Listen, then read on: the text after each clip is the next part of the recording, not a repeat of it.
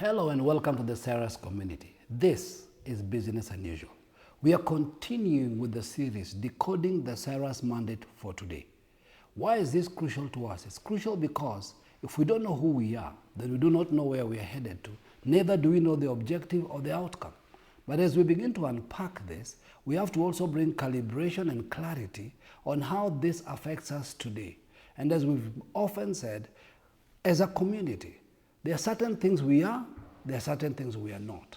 And we want to be clear about this, not because we are special, but because every community within the kingdom of God has a particular identity, a particular function, and a particular contribution that they bring to the greater kingdom movement. And so we as a community need to be clear when we make these things open and everybody begins to understand them. They will help you know how and where you function, how and where you operate, who you are. It will also help you know what are the core things that we'll continue discussing. That way, you don't get into the conflict of why don't we talk about certain things even though they're in the Bible? Why don't we teach certain things even though they're in the Bible? Because we are not brought to deal with everything God is doing. There are many other communities, others are functioning in different dynamics, and together we create this massive thing called the kingdom in motion. When we get this understanding, it then determines what kind of meetings we have. It determines what kind of prayer we pray.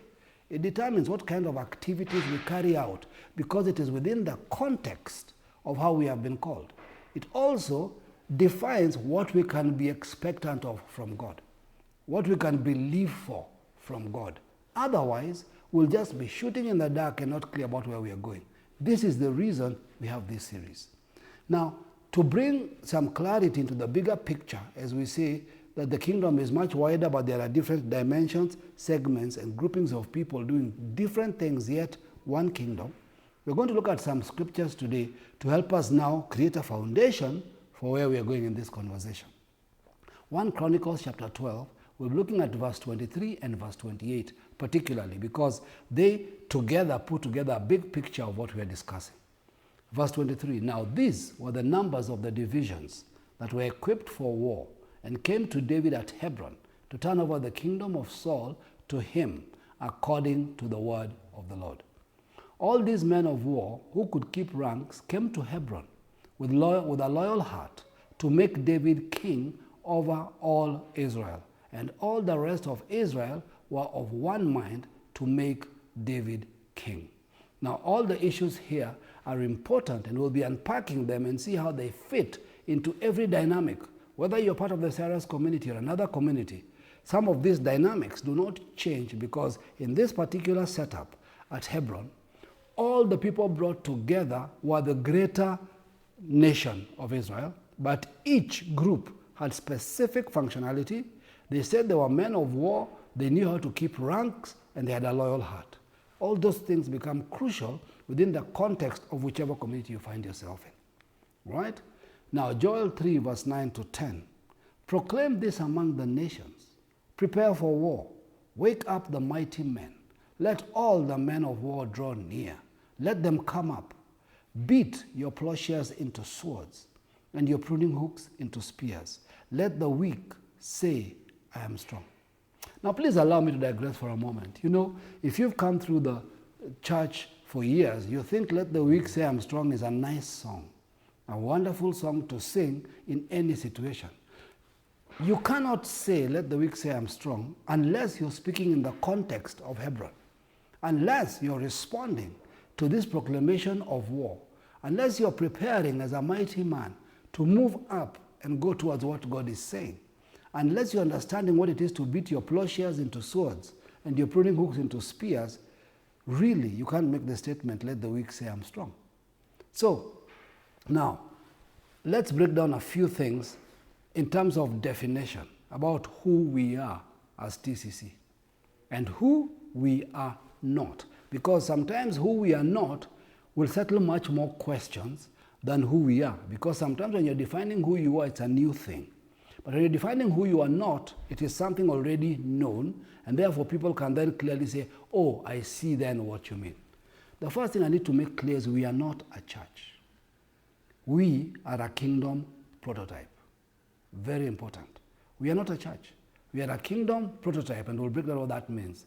That means that as TCC, we are not a denomination. It means if we are a kingdom prototype, we have to explain what that is. It means we are a deployment unit for kingdom economy. Listen carefully. We are not a church, all right? But we are this prototype. And within the environment of the kingdom, we are a deployment unit for kingdom economy.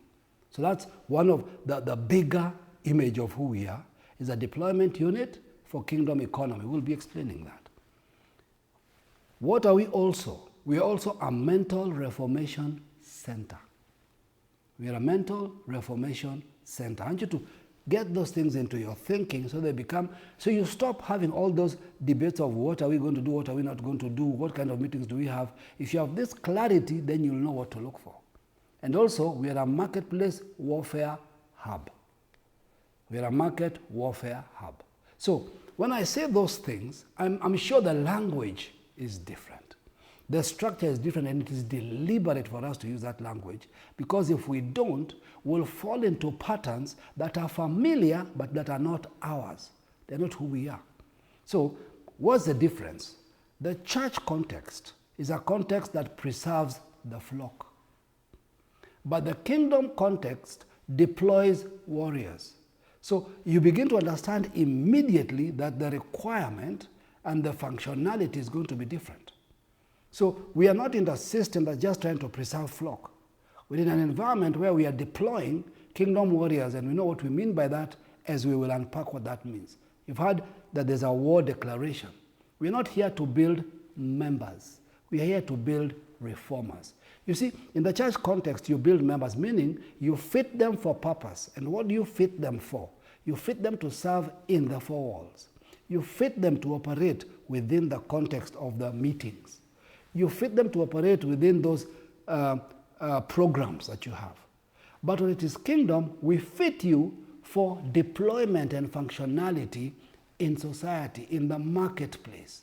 So those two fittings are different. The toolings are different. The reasoning is different. The functionality is different. The processes are different. Now, is the church part of the kingdom? Yes. Is the church the kingdom? No. The church is a part of the kingdom. And there's a season for preservation. There's another season for deployment. The kingdom is bigger than the church. And the church here, our definition is believers, not meetings. Our definition of the church is congregations coming together to understand their culture, not meetings in denominations. So those two systems, even though they are part of a whole, our dynamic, our functionality is not within that context. And that's why you'll hear us make statements like the era of the church is over. It's like saying school is over, kindergarten is over. It's time to function. It's time to operate. You can't stay in school forever. There must be a place where the reason for which you are in school begins to be seen.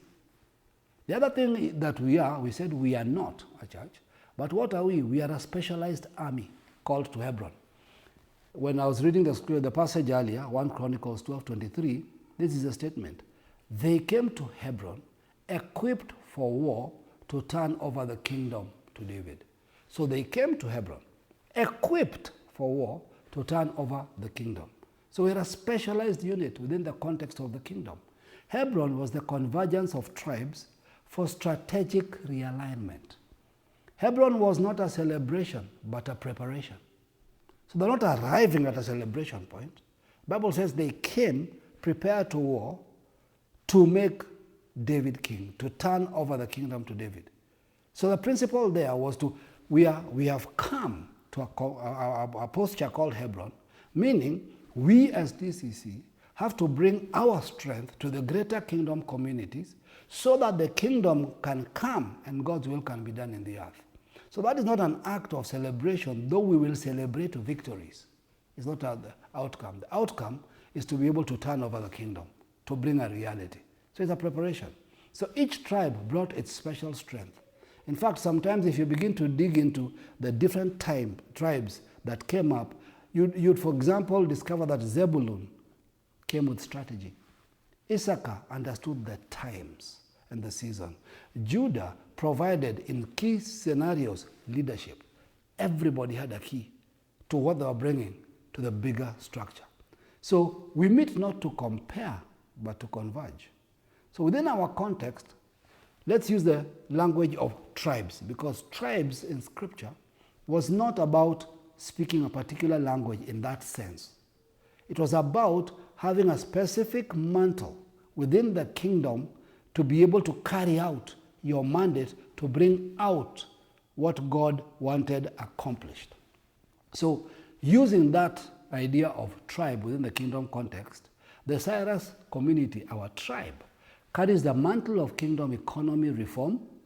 That's our mantle. We operate by prophetic intelligence. And to do that, we develop people with something called mental empowerment. So if you want to look at the scale of our functionality, at the entry point, when you engage with us, one thing you will meet immediately is mental empowerment. Hence our mind gyms, hence our master classes. But what are we developing there? We are developing people with prophetic intelligence, understanding the times and the season, and knowing what Israel, what the kingdom is making a demand on per time. And when that works, our focus area is kingdom economy reform. So that's how it outworks. That's when you'll understand why we have a masterclass, why we have a mind gym, whatever other meeting we do. Kingdom economy includes family. That's why we'll do meetings on the issue of couples and marriages and how that affects kingdom economy.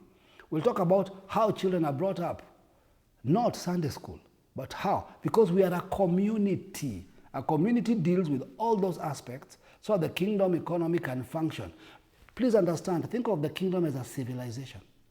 And the civilization must have every aspect of it functional the way it needs to be. So, to give a little history in our background, we had a journey from something called church unusual to business unusual. Why was that important? And if you've been tracking with us, you might wonder, some of the productions you see online in other media that have always televised what we did, you'll see church unusual. Then you'll see business unusual. Then you'll wonder, is it just that we like the idea, the term unusual? No, nothing we do is outside of our design that God gave us. So church unusual was our starting point, and there was a reason for that. Because there has to be a migratory position. There has to be a transition point between the old order of where the church was to the kingdom order where we need to function from. So we had church unusual, which was our starting point, and this was strategically to begin mental empowerment. And how did we begin with church unusual? By challenging religious systems, how they function as opposed to how the kingdom functions. And that's why on occasion, you will still hear a dimension of this in our normal teachings, in our trainings, in our programs. We continue to challenge religious systems because they are a hindrance to the movement of the kingdom. Then we redefined the ecclesia. We made it clear that not every believer is the ecclesia. The ecclesia is a certain quality of people. If you went to Hebron, the people you found at Hebron prepared for war, that segment of the tribe was not the entire tribe. It was a group, a very unique elite group from each tribe represented at Hebron. Hebron was not the gathering of tribes, of their children, of their wives, no. Hebron was a gathering of the warriors, the key defining people. So when we redefine ecclesia, we made it clear that the ecclesia is not the entire body of Christ. The ecclesia is this Hebron group, a community of people drawn out of the general church system to be able to establish parameters for function that will affect everybody else. And this is the same way any nation is run. There is no nation where the entire citizens run the nation.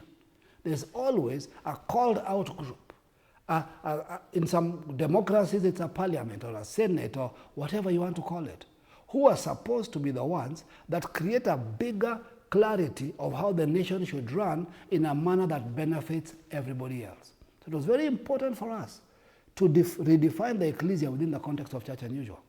Once that became clear, we had to introduce the actual place of function, which is business unusual, which is really our flagship. That's why while we are the Cyrus community, we operate in a dynamic called business unusual. This is our specialization. This is where we introduce the kingdom economy. We introduce marketplace dominion, and we introduce wealth reformation. These are the core things that you'll continue to understand between the context of business unusual. Why? Because we can't preach kingdom and ignore finances. You can't do that. Because no kingdom runs without resource, without capacity. No matter how powerful a kingdom is, if its economy, financial, is removed, there is no kingdom. That is a refugee nation. It has no capacity. It's a poor nation. It cannot make impact. It can't take care of itself, and it can't expand its capacity. So if we don't do this, we can't call for dominion and avoid governance. So there has to be a structure for governing, even that wealth, stewarding it, functioning, bringing order. So why is this important? Because we cannot use the term on earth as if in heaven, and then just let Babylon run everything in the earth. Let them take charge of all the systems, but we keep declaring, your kingdom come on earth as in heaven.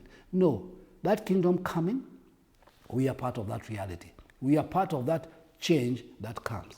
So if you want to really get into some of the core issues of the Cyrus mandate, for us as in leadership, as we begin to affect the rest of the body, is to build people that have spiritual depth and economic strength. Two dynamics that must be equally built, not one over the other. We are not going to focus on spiritual depth without economic and material reality. And we can't focus on material reality with no spiritual depth. Otherwise, that becomes anarchy. It becomes chaos.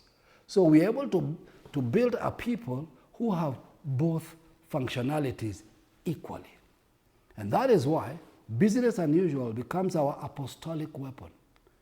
This is where we reframe businesses as divine assignments.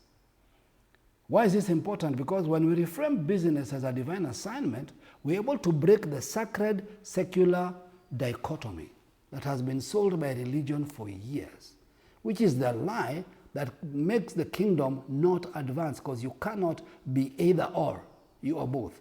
And if you have time, go look up our series on the Melchizedek order, where we talk about Melchizedek being both a dual king-priest capacity, not kings or priests.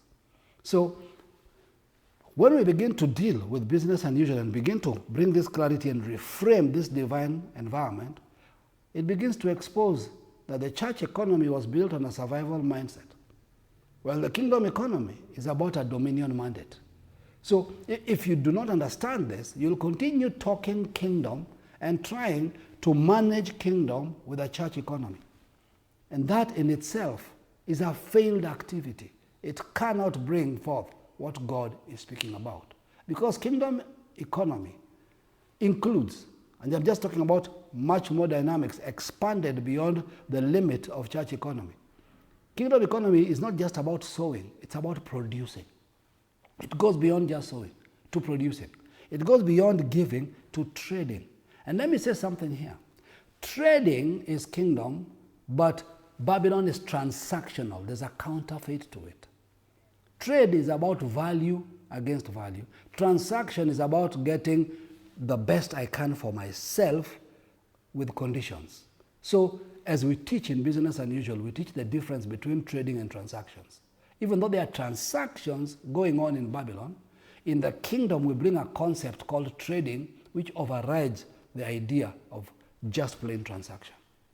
And then we get into a place where the idea of blessing is not just an event. It's not getting a thing or things. Blessing is structuring an environment that continuously produces. That's why you hear the concept of 30-fold, 60-fold, 100-fold. That's what a blessing is. A blessing is not a thing you receive. A blessing is a capacity you have that can continue expanding by building structures that continue to produce. You see, when this becomes clear, that's why we have a very clear understanding. And this is one of the things we inculcate into the thinking of the people. Because you must understand that Babylon uses people to gain wealth. But the kingdom uses wealth to empower people. And herein comes the conflict. This is where the clash is. This is where the war is about. If you ask, what war are we talking about? This is the war. A war where we move from a place that uses people to gain wealth to a place where you use wealth to empower people. That's the power of how the kingdom operates. And so that's why you begin to see the arcs that we develop. And we call them arcs because every time God wants to do something in the earth powerful, he gave us a model. The model is Noah, where he said, to preserve these people, I'll create an ark. But the ark is not the issue. The issue is the cargo that God develops in the ark, and we've talked about that extensively. And that is why we will always produce arks. So our current arks, because the kingdom is always evolving, is the mind gym. We don't know how long God will have it, but as long as it is doing what it's supposed to do, it will be functional. So the mind gym is really where real warfare begins, because that's where we beat our plowshares into swords and our pruning hooks into spears, like Joel 3:10 said. Because why is this important? We discover that ideas weren't the problem people have. People come with ideas a dime a dozen, but their ideas are not necessarily the problem. The problem is their beliefs. Their belief system is what has been damaged, has been corrupted by Babylon, by religion, by culture, by anything the enemy can throw at you, so that you are unable, even if you got a brilliant idea, you cannot produce it into anything else. And the ideas that you're holding on to can't take you anywhere. That's the deception. We also discover that there are many people who had prophetic words, but these prophetic words were being delayed by inner sabotage. There are things within you that have stood in the way of even the most powerful thing God tells you. When you have a prophetic word or a proceeding word, you're still stuck. Why? Because there was inner sabotage. So some people have reached a place where you know you're in a good season, meaning doors have opened. Opportunities are all around you, but your mind is unprepared to walk through them. So we had to begin to unpack and break those patterns so that people can begin to walk through these doors and arrive where they need to go. And so even though we have divine insight, it required mental installation. So in the mind gym, we deal with all those things in different dynamics. Every single environment of those things has to be brought. That's where the warfare begins. Because at the mind gym, we restructure internal strongholds. We bring now strongholds of the kingdom. We remove strongholds of your past, of your history, of your experience, of your culture, anything that is holding you back. And we begin to replace limiting paradigms. Things that make you think you cannot be everything you're supposed to be. You cannot go where you're supposed to go. Most of these paradigms, unfortunately, came from a religious context, came from a preaching context, came from nurture, from family. We deal with all these things. And then we begin to train kingdom thinkers to function from a place called the heavenly places. I have a whole series that we've put up on the heavenly places and how to function from the heavenly places. So, if you look at the Cyrus Community, our role is is a place where mind renewal is not optional. For us, mind renewal is the warfare. It's the primary warfare that equips you to be a warrior to deal with anything. So as we do this, we build a community of builders. We are not building consumers. We're not the ones who are going to receive from others. We're the ones who will produce what others need to function. And that's why in 1 Chronicles 12:38 it said, with a loyal heart and of one mind. The people who came with a loyal heart and of one mind. So within the Cyrus community environments, we don't build temples. We build people. We build platforms. We build prototypes. So that's our focus. You start with the people. Because if you can build people who know their kingdom identity and they are functioning from the correct place, they'll be able to now create platforms and work from platforms. We also use platforms that can influence economies through media, through every environment. Platforms can be built, but platforms are only as functional as the people on those platforms. And when these people are on those platforms, they begin to showcase prototypes that reveal heaven's blueprint. This is where we are going into. In this series, we'll be talking not only of where we've come from, we'll not only be talking about what we are supposed to be doing and where we are, we'll even point a picture of where we are supposed to be going. What is the outcome we are looking for? So when it comes to the TCC, to our meetings, to everything, we don't attend things. We don't attend meetings. We become something. So we're not attending something.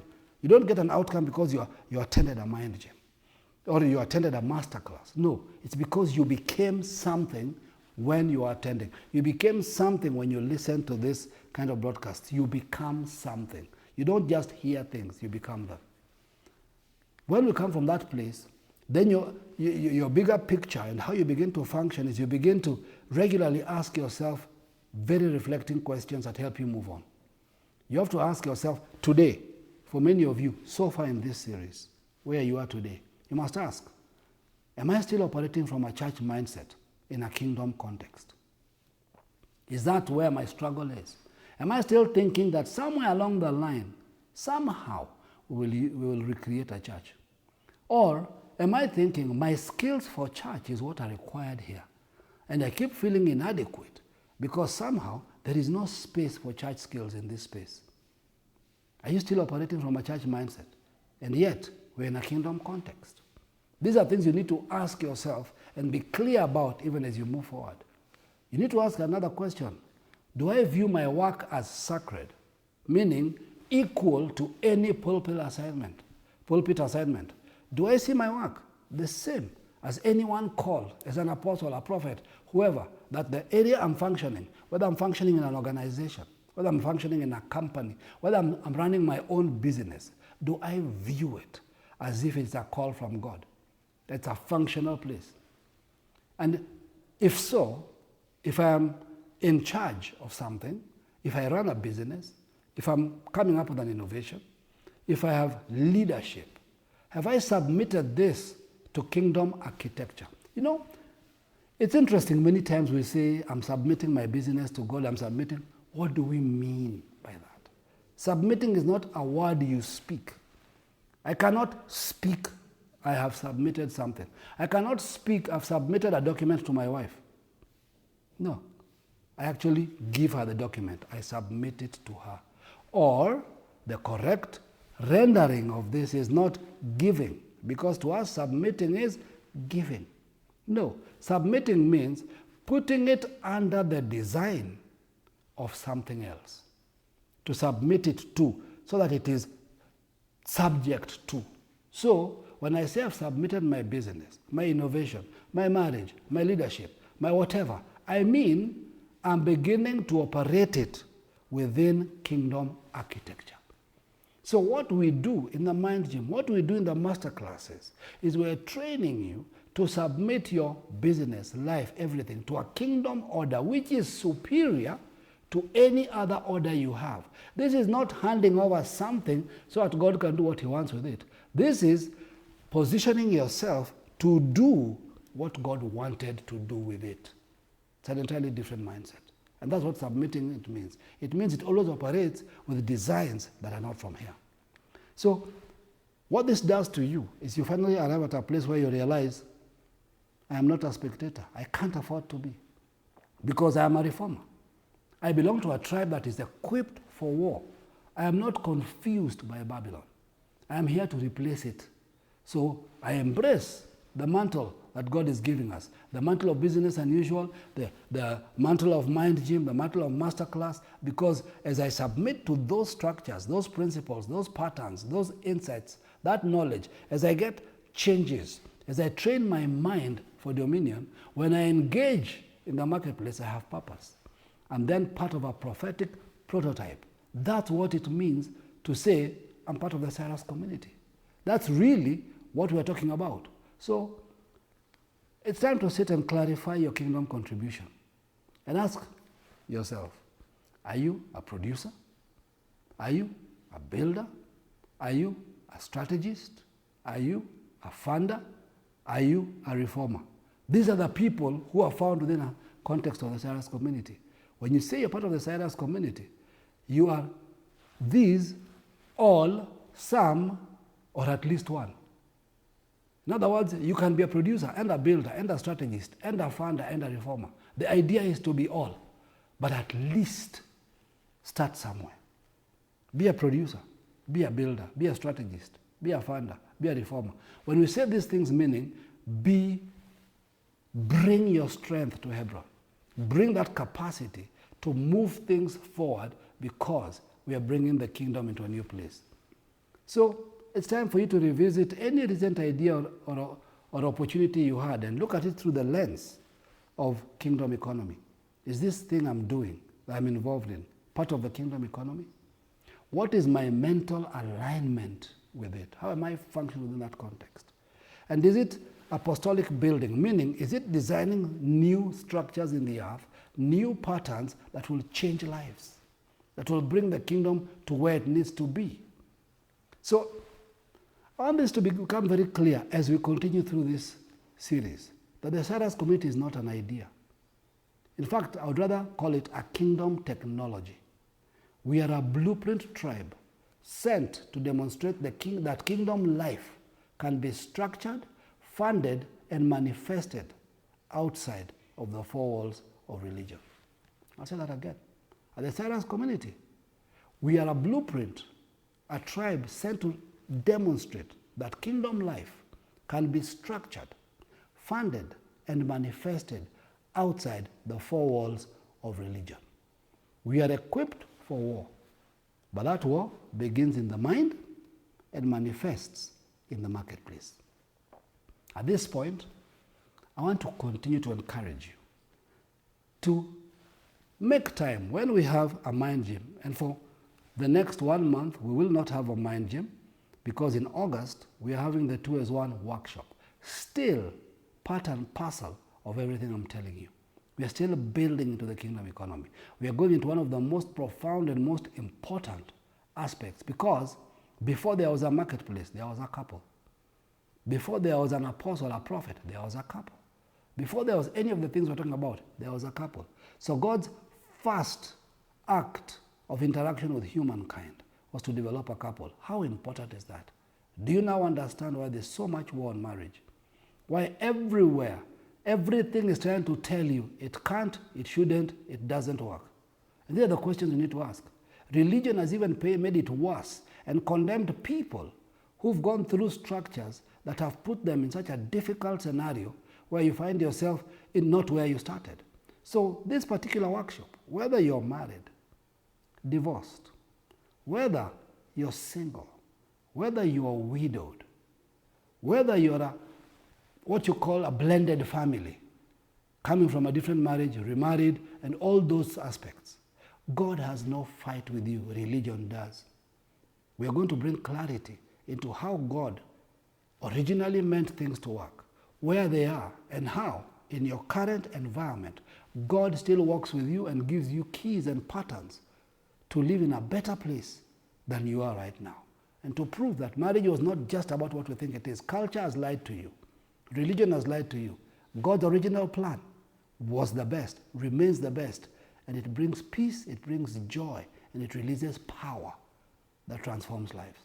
So, make time to join us in this workshop. Meanwhile, and as for the masterclasses, we are about to have our season finale celebration. Season finale for the series we've just come out of, which was Mammon and the 7 Giants. And then we did the prophetic. Prophets, false prophets, diviners, and babblers. These have been amazing journeys. People have gone through interactions. We've had stories.